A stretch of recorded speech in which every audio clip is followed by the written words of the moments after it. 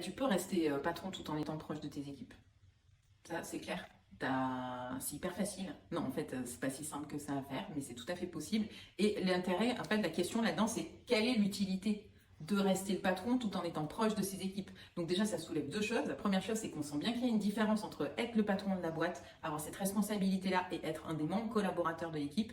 Il y a une différence de posture, il y a une différence de responsabilité et ça, tu changeras rien. Tu peux bien avoir des collaborateurs qui sont hyper engagés et je te le souhaite. Il y aura toujours une différence. C'est toi qui seras toujours à bord du bateau. S'il y a une galère, globalement, ce sera toi le premier concerné. S'il y a des décisions à prendre pour les autres, ce sera toi le premier concerné. Donc il y a forcément une différence de posture qui est à assumer. Maintenant, l'autre point, c'est que cette différence de posture, elle ne veut pas dire forcément que tu vas t'éloigner de ton équipe.